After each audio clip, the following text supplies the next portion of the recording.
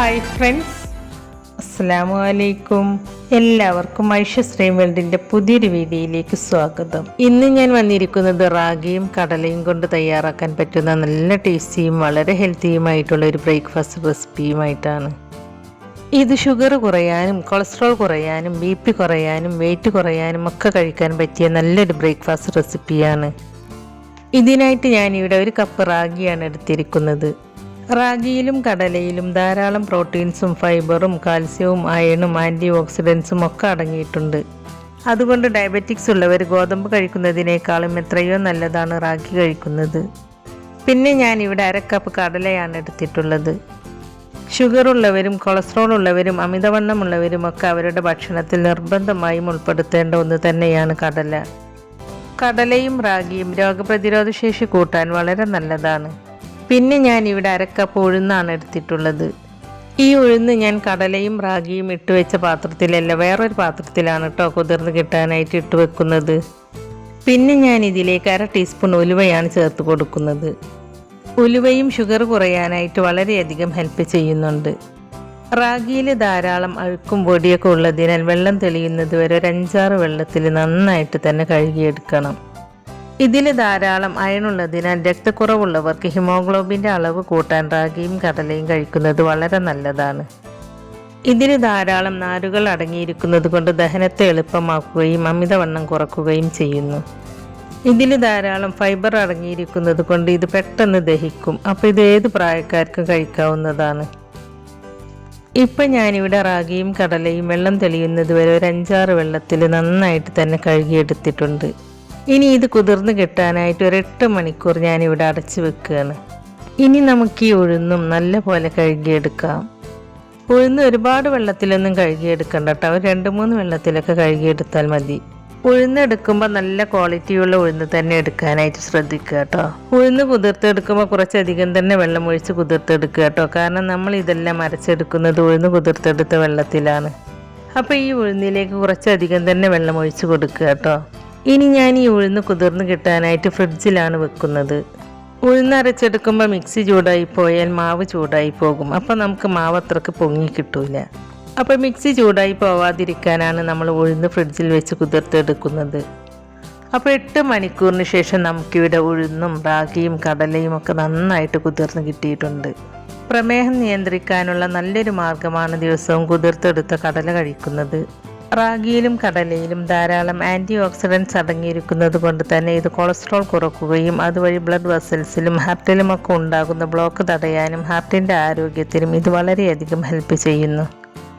ഞാൻ ഈ ഉഴുന്നിലെ വെള്ളം ഒരു ഗ്ലാസ്സിലേക്ക് ഒഴിച്ചു വെച്ചിട്ടുണ്ട്. ഈ വെള്ളത്തിലാണ് നമ്മൾ ഇതെല്ലാം അരച്ചെടുക്കുന്നത്. ഞാൻ ആദ്യം ഉഴുന്നാണ് അരച്ചെടുക്കുന്നത്. അതിനായിട്ട് ഞാൻ ഈ ഉഴുന്ന് ഒരു മിക്സിയുടെ ജാറിലേക്ക് ഇട്ട് കൊടുക്കുകയാണ്. ഉഴുന്നിട്ട് കൊടുത്തതിന് ശേഷം ഈ ഉഴുന്ന് അരച്ചെടുക്കാനുള്ള വെള്ളവും ഇതിലേക്ക് ഒഴിച്ചു കൊടുക്കുക. അപ്പോൾ ഞാൻ ഈ ഒരു അളവിലാണ് വെള്ളം ചേർത്ത് കൊടുത്തിട്ടുള്ളത്. ഇനി ഞാനിത് നല്ല സ്മൂത്തായിട്ട് തന്നെ അരച്ചെടുത്തിട്ട് വരാം. ഇപ്പം ഞാൻ ഈ ഉഴുന്ന് നല്ല പോലെ അരച്ചെടുത്തിട്ടുണ്ട്. ഇനി ഞാൻ ഇതൊരു പാത്രത്തിലേക്ക് ഒഴിച്ചു വെക്കുകയാണ്. ഇത് നമുക്ക് ഫെർമെൻറ്റ് ചെയ്യാനായിട്ട് വെക്കാനുള്ളതാണ്. അപ്പോൾ ഇത് കുറച്ച് വലിയ പാത്രത്തിലേക്ക് തന്നെ ഒഴിച്ചു വെക്കുക കേട്ടോ. അപ്പോൾ ഞാൻ ഈ ഉഴുന്ന് അരച്ചത് ഈ പാത്രത്തിലേക്ക് ഒഴിച്ചു കൊടുത്തിട്ടുണ്ട്. ഇനി നമുക്ക് റാഗിയും കടലയും ഈ ഉഴുന്ന് അരച്ചെടുത്ത മിക്സിയുടെ ജാറിലിട്ട് തന്നെ അരച്ചെടുക്കാം. അപ്പോൾ ഞാനിത് അരച്ചെടുക്കാനായിട്ട് ഈ മിക്സിയുടെ ജാറിലേക്ക് ഇട്ട് കൊടുക്കുകയാണ്. റാഗിയിൽ ധാരാളം കാൽസ്യം അടങ്ങിയിരിക്കുന്നത് കൊണ്ട് നമ്മുടെ എല്ലിൻ്റെയും പല്ലിൻ്റെയും ആരോഗ്യത്തിനും ചർമ്മത്തിൽ ചുളിവുകൾ വരാതിരിക്കാനും രോഗപ്രതിരോധ ശേഷി കൂട്ടാനും വളരെ നല്ലതാണ്.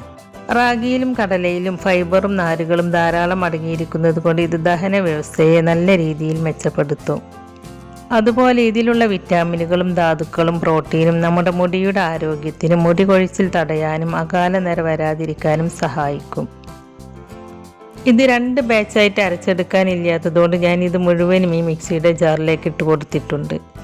ഇനി ഞാൻ ഇതിലേക്ക് ഒരു 5-6 കുഞ്ഞുള്ളി ചെറുതായി കട്ട് ചെയ്തതും ഒരു കഷ്ണം ഇഞ്ചി ചെറുതായി കട്ട് ചെയ്തതും ഒരു പച്ചമുളകും ഒരു തണ്ട് കറിവേപ്പിലയും ഈ മിക്സിയുടെ ജാറിലേക്ക് ചേർത്ത് കൊടുക്കുകയാണ്. പിന്നെ ഇതിലേക്ക് 1/2 ടീസ്പൂൺ കായപ്പൊടിയും 1/2 ടീസ്പൂൺ ചെറിയ ജീരകം, അതായത് കുമിൻ സീഡ്സും ചേർത്ത് കൊടുക്കുന്നുണ്ട്. ഗ്യാസിൻ്റെ പ്രോബ്ലംസ് ഒന്നും വരാതിരിക്കാനാണ് ഇതൊക്കെ ചേർത്ത് കൊടുക്കുന്നത്. അതുമല്ല ഇതൊക്കെ ചേർത്ത് കൊടുക്കുമ്പോൾ നല്ലൊരു ടേസ്റ്റുമാണ്. ഇനി നമ്മൾ ഉഴുന്ന് കുതിർത്തെടുത്ത വെള്ളം മാറ്റി വെച്ചില്ലേ, ആ വെള്ളം ഇത് അരച്ചെടുക്കാൻ ആവശ്യത്തിന് ഒഴിച്ചു കൊടുക്കുക. എന്നിട്ടിത് നല്ല പോലെ അരച്ചെടുക്കുക. ഇപ്പം ഞാനിത് നല്ല സ്മൂത്തായിട്ട് തന്നെ അരച്ചെടുത്തിട്ടുണ്ട്. ഇനി ഇത് ഉഴുന്ന് അരച്ചത് ഒഴിച്ചു കൊടുത്ത പാത്രത്തിലേക്ക് തന്നെ ഒഴിച്ചു വെക്കുക. അതിനുശേഷം ഈ മിക്സിയുടെ ജാറിലേക്ക് കുറച്ച് വെള്ളം ഒഴിച്ചു കൊടുത്തിട്ട് ഈ മിക്സിയുടെ ജാറൊന്ന് ചുറ്റിച്ചതിന് ശേഷം ആ വെള്ളവും ഞാൻ ഈ മാവിലേക്ക് ഒഴിച്ചു കൊടുത്തിട്ടുണ്ട്. ഞാൻ ഇതിലേക്ക് ആവശ്യമായ ഉപ്പ് ഈ സമയത്ത് തന്നെ ചേർത്ത് കൊടുക്കുകയാണ്. ഉപ്പ് ചേർത്ത് കൊടുത്തതിന് ശേഷം നന്നായിട്ടൊന്ന് മിക്സ് ചെയ്തെടുക്കുക. റാഗിയുടെ ഉമിയൊന്നും കളയാതെ ആ ഉമിയോട് കൂടി കഴിക്കുന്നതാണ് ഏറ്റവും നല്ലത്. റാഗിയുടെ തൊലിയിൽ അടങ്ങിയിരിക്കുന്ന നാരിൻ്റെ അളവ് അരി, ഗോതമ്പ് എന്നിവയേക്കാൾ വളരെയധികമാണ്. അതുകൊണ്ട് തന്നെ രക്തത്തിലുള്ള ഗ്ലൂക്കോസിൻ്റെ അളവ് ക്രമീകരിക്കാൻ റാഗി സഹായിക്കും. അതുപോലെ റാഗി എപ്പോഴും സ്പ്രൗട്ട് രൂപത്തിൽ, അതായത് മുളപ്പിച്ച് കഴിക്കുന്നതാണ് ഏറ്റവും നല്ലത്. അതല്ലെങ്കിൽ റാഗി റോസ്റ്റ് ചെയ്തതിന് ശേഷം പൊടിപ്പിച്ചെടുക്കുക. അതുമല്ലെങ്കിൽ ഏറ്റവും നല്ലത് ഫെർമെൻറ്റേഷനാണ്. അപ്പോൾ റാഗി ഇതുപോലെ അരച്ച് ഫെർമെൻറ്റ് ചെയ്ത് ഇഡ്ഡലി, ദോശ, വെള്ളയപ്പം ഇതൊക്കെ ഉണ്ടാക്കി കഴിക്കുന്നതാണ് നല്ലത്. ഇങ്ങനെ ചെയ്യുമ്പോൾ റാഗിയിൽ അടങ്ങിയിരിക്കുന്ന പോഷകങ്ങളൊക്കെ നമ്മുടെ ശരീരത്തിലേക്ക് നല്ല രീതിയിൽ തന്നെ വലിച്ചെടുക്കാനായിട്ട് സാധിക്കുന്നതാണ്. അപ്പം ഞാനിവിടെ ഈ മാവ് ഒരു 10 മിനിറ്റ് നേരം നന്നായിട്ട് തന്നെ ഇളക്കി മിക്സ് ചെയ്തെടുത്തിട്ടുണ്ട്. ഈ ഒരു കൺസിസ്റ്റൻസിയിലാണ് കേട്ടോ ഞാനിത് അരച്ചെടുത്തിട്ടുള്ളത്. ഇനി ഞാനിത് ഫെർമെൻറ്റ് ചെയ്യാനായിട്ട് അടച്ച് വെക്കുകയാണ്. ഇതൊരു 6 മണിക്കൂറൊക്കെ ആകുമ്പോഴേക്കും നന്നായിട്ട് പുളിച്ച് പൊങ്ങി വരും. ഞാനിത് ഓവർനൈറ്റാണ് കേട്ടോ വെക്കുന്നത്. ഇപ്പോൾ പിറ്റേ ദിവസം രാവിലെ ആയപ്പോഴേക്കും ഇത് നന്നായിട്ട് പുളിച്ച് പൊങ്ങി വന്നിട്ടുണ്ട്. ഇത് കണ്ടോ, മാവ് നന്നായിട്ട് പുളിച്ച് പൊങ്ങി ഡബിൾ സൈസായിട്ട് വന്നിട്ടുണ്ട്. ഇതിൽ ഫൈബർ ധാരാളമായിട്ട് അടങ്ങിയിരിക്കുന്നത് കൊണ്ട് ഡൈജഷൻ പ്രോബ്ലം ഉള്ളവർക്കൊക്കെ റാഗിയും കടലയും ഒക്കെ കഴിക്കുന്നത് നല്ലതാണ്. ഇത് പോഷക ഗുണങ്ങളാൽ സമൃദ്ധമായതുകൊണ്ട് വാർദ്ധക്യകാല രോഗങ്ങളെ ചെറുക്കുന്നു. മാത്രവുമല്ല യൗവനം നിലനിർത്താനും ഉന്മേഷത്തോടു കൂടി ഇരിക്കാനും ഇത് കഴിക്കുന്നത് വളരെ നല്ലതാണ്. ഇതിൽ ആൻറ്റി ഓക്സിഡൻസ് ധാരാളമായിട്ട് അടങ്ങിയിരിക്കുന്നത് കൊണ്ട് ബ്ലഡ് സർക്കുലേഷൻ ഇംപ്രൂവ് ആക്കാനും സഹായിക്കുന്നു. മാത്രവുമല്ല ഇതിൽ അടങ്ങിയിരിക്കുന്ന ആൻറ്റി ഓക്സിഡൻസ് ചിലതരം ക്യാൻസറുകൾ വരാതിരിക്കാനും ഹെൽപ്പ് ചെയ്യുന്നു. അപ്പോൾ ഞാൻ ഈ മാവൊന്ന് മിക്സ് ചെയ്തെടുത്തിട്ടുണ്ട്. ഇനി ഞാൻ ഈ മാവ് കൊണ്ട് ആദ്യം ഇഡ്ഡലിയാണ് തയ്യാറാക്കിയെടുക്കുന്നത്. അതിനായിട്ട് ഞാനിവിടെ ഒരു ഇഡ്ഡലി തട്ട് എടുത്ത് വെച്ചിട്ടുണ്ട്. ഇഡ്ഡലി പെട്ടെന്ന് ഇളകി കിട്ടാനായിട്ട് ഞാൻ ഈ തട്ടിലേക്ക് കുറച്ച് ഓയിൽ സ്പ്രെഡ് ചെയ്ത് കൊടുക്കുന്നുണ്ട്. ഞാനിത് സ്റ്റീം ചെയ്തെടുക്കാനായിട്ട് ഇഡ്ഡലി ചെമ്പിൽ കുറച്ച് വെള്ളം അടുപ്പത്ത് വെച്ചിട്ടുണ്ടായിരുന്നു. ആ വെള്ളം ഇപ്പോൾ നന്നായിട്ട് തിളച്ച് വന്നിട്ടുണ്ട്. ഇനി ഇതിൻ്റെ മുകളിലേക്ക് ഇഡ്ഡലി തട്ട് വെച്ച് കൊടുക്കുക. അതിനുശേഷം മാവ് ഈ കുഴികളിലൊക്കെ ഒഴിച്ചു കൊടുക്കുക. ഞാനിവിടെ ഒരു തട്ടിലേ മാവ് ഒഴിച്ചു കൊടുക്കുന്നുള്ളൂ.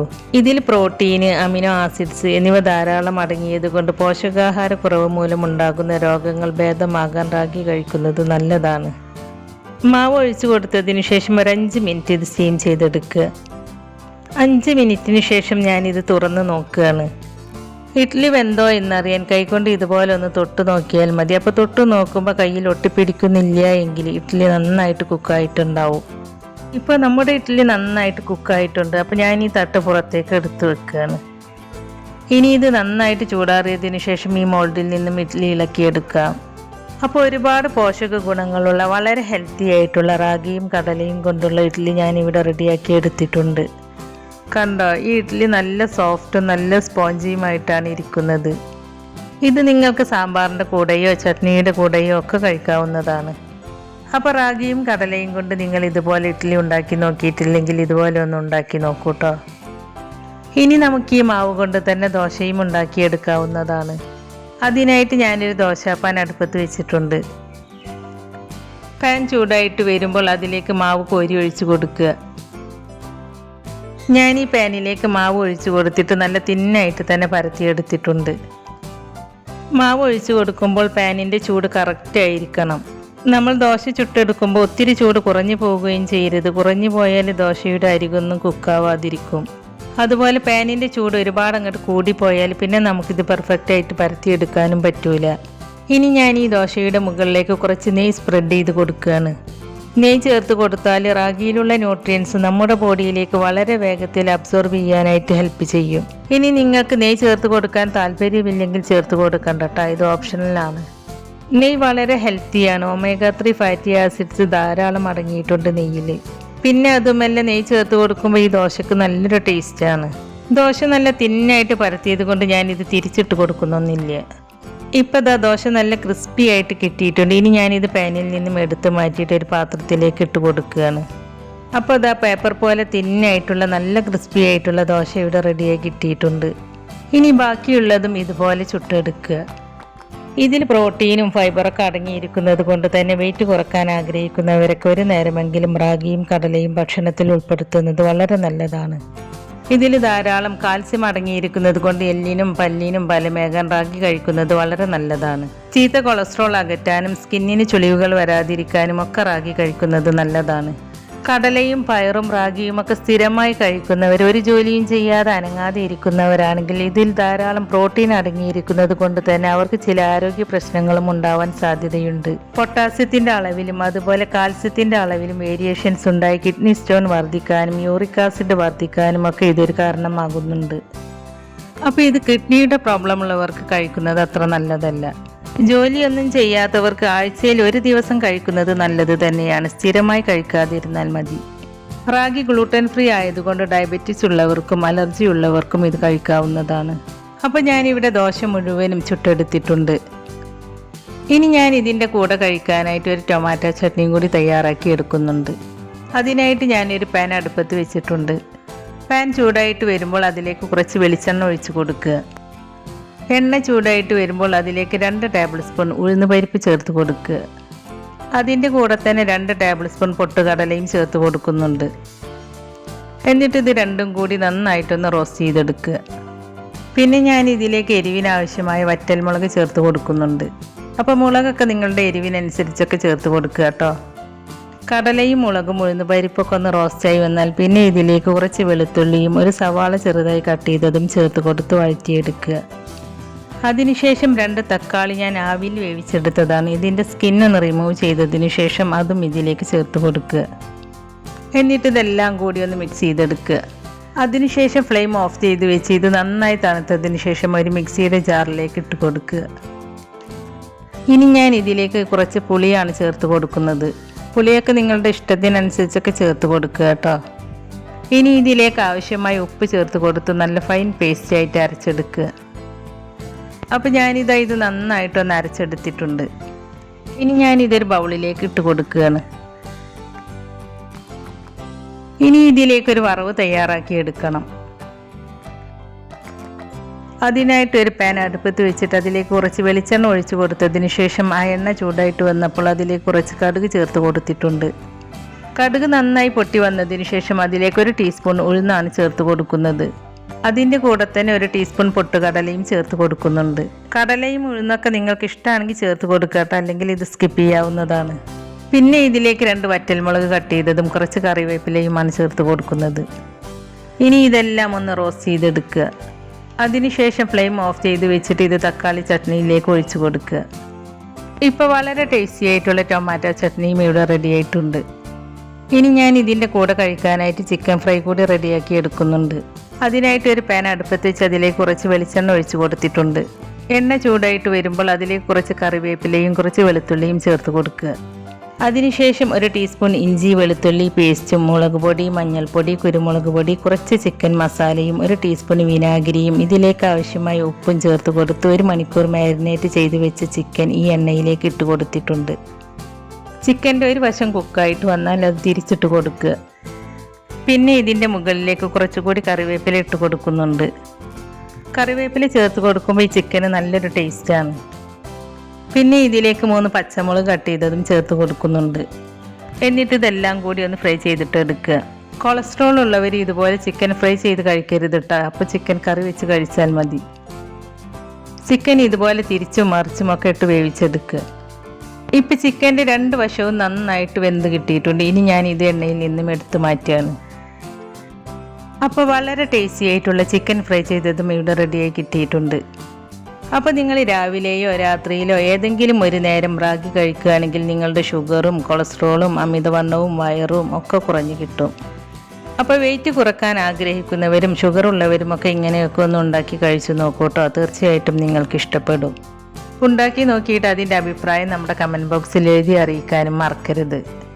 അപ്പോൾ നമ്മുടെ ഇന്നത്തെ ഈ വീഡിയോ നിങ്ങൾക്ക് ഇഷ്ടമായിട്ടുണ്ടെങ്കിൽ ലൈക്ക് ചെയ്യാനും നിങ്ങളുടെ ഫ്രണ്ട്സിനും ഫാമിലിയിലേക്കൊക്കെ ഒന്ന് ഷെയർ ചെയ്ത് കൊടുക്കാനും അതുപോലെ ചാനൽ സബ്സ്ക്രൈബ് ചെയ്യാതെ ആരെങ്കിലും കാണുന്നവരുണ്ടെങ്കിൽ ഒന്ന് സബ്സ്ക്രൈബ് ചെയ്ത് സപ്പോർട്ട് ചെയ്യുകയും ചെയ്യണേ. സബ്സ്ക്രൈബ് ചെയ്യുമ്പോൾ കൂടെ കാണുന്ന നോട്ടിഫിക്കേഷൻ ബെല്ല് കൂടി ഓണാക്കി വെക്കുകയാണെങ്കിൽ ഞാൻ പുതിയ റെസിപ്പീസ് അപ്ലോഡ് ചെയ്യുമ്പോൾ അതിൻ്റെ നോട്ടിഫിക്കേഷൻ നിങ്ങൾക്ക് കിട്ടുന്നതാണ്. അപ്പോൾ ഇൻഷാ അല്ലാഹ് പുതിയ റെസിപ്പീസുമായി ഞാൻ വീണ്ടും വരാം. Thank you.